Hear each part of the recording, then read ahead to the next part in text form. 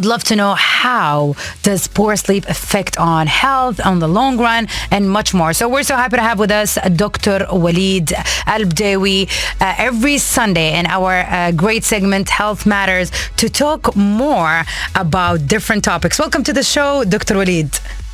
Good afternoon, everyone, and I hope that everyone had a good sleep last night after the weekend. Yes, well, I mean, we always hope for that, but that doesn't happen. So why is quality sleep just as important as a diet or exercise for overall health? Three pillars for a healthy lifestyle are diet, exercise, and healthy sleep. They are equally important, but because too many people, they cannot really have enough sleep. They may think of the sleep as not one of the as important as them, because it's not always possible. Some people are working in shifts. Some people are working in places where they need to be awake all the time. Some people they work more than the expected time. Especially in some critical positions and some even managerial positions, people, they think they are responsible. So even when they sleep, the quality of sleep by itself, not only the time, the quality of sleep is not as for the other people. True thing. That's so true. So we cannot escape how important sleeping is. That's for sure. Sure. It's a pillar, as I said. It's one of the pillars. So everyone should be treating it as eating, the healthy diet and the exercise. Exactly. So it's equally important. It has to be provided in given the same importance or given the same attention as you give to the rest of the of your life, like diet and exercise. And even in our social media, in public announcement, I think it should be given enough attention as we do advertisement for good food or exercise or gyms.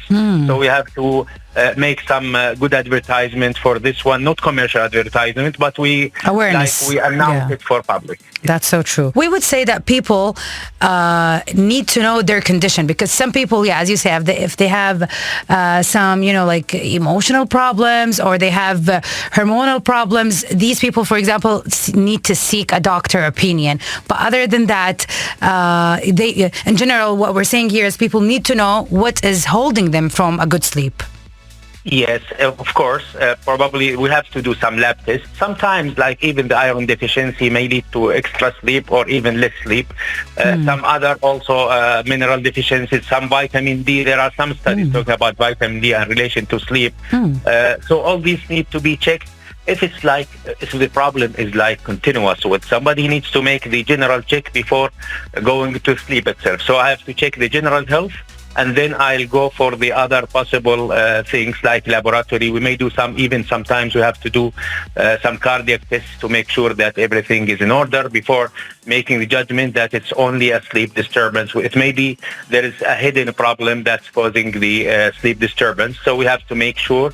And when the question that comes here, when I should go to the doctor, I can say whenever it bothers you, the sleeping, you have to start seeking help so that you go in the right direction. You cannot leave it for some time, because if there is a problem that needs to be corrected and you didn't start acting on it, it may be aggravated with time. That's so true. That's so true. It's like a wake-up call for everyone. So can poor sleep lead to a long-term health problems, and what lifestyle changes can improve their sleep quality? Sure, you name it, really. There are too many problems that can be caused. Some maybe hormonal problems. There may be some emotional or psychological problems. Also, some body environment like disturbances has been linked with the sleep disturbance. Some people even talked about osteoporosis, which is like a bone disease. So some people think, how I link bone disease to sleep, but there are some studies linking them together. So I think you name all the problems, the body, they may be related to sleep.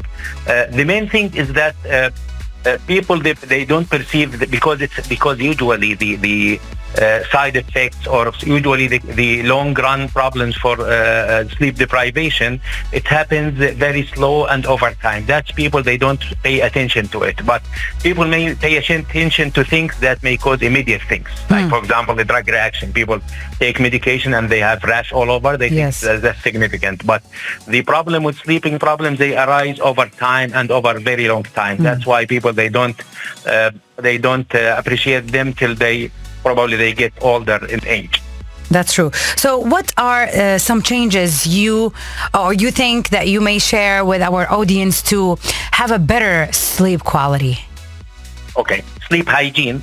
Probably the sleeping room now, the problem is that it's sleeping, or the bedroom or the bed, it's becoming like an office now. When you are in the bed, you have your iPad, you have your tablet, you have your phone, you have probably a laptop, you have everything at the bed, so it's not a bed anymore. True thing. Sometimes that's why whenever you go to the room, probably what is expected, like having like the feeling of peacefulness, probably it's being lost from our sleeping rooms, because it's becoming like an office. There's a big screen, there's like a laptop, there is whatever. So too many things in the sleeping room. Sleeping room should have nothing other than like the bed or the linen, whatever it is, the pillows.